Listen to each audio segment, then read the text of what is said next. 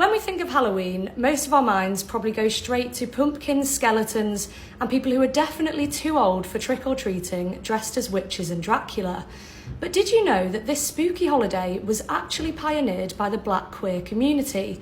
And without them, Halloween wouldn't be what it is today. Let's get into it. In the early 20th century, being queer was not accepted by society or the law, and this extended to how you dressed.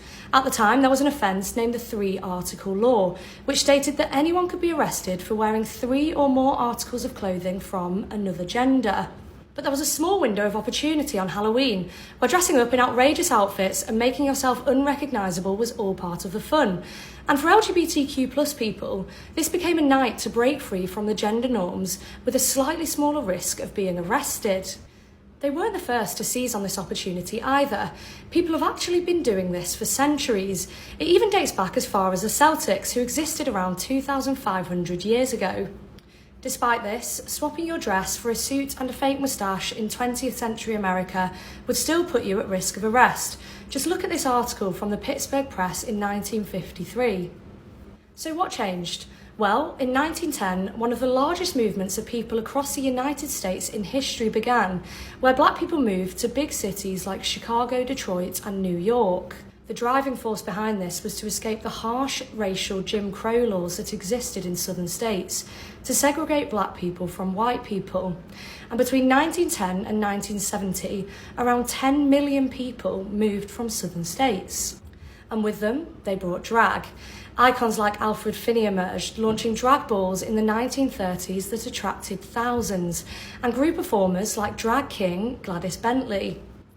These balls spread around the country, with large drag parades and parties hidden from the harsh laws that were still in place.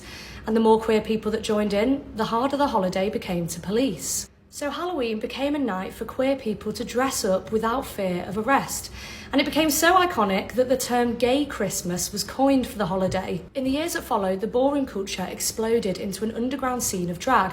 But the Black communities that started it became largely excluded from the scene, with some even painting their skin lighter to join in. It was only after the Stonewall riots in 1969, where Black queer people like trans woman Marsha P. Johnson were at the forefront of the fight for LGBTQ+ rights, that the ballroom culture became more inclusive.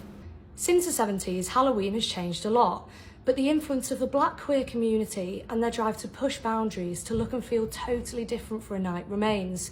So, whether you go all out and paint yourself blue head to toe, or wear a pair of cat ears and dab a bit of fake blood on your face, give a little thought to the people that paved the way for modern Halloween this Black History Month.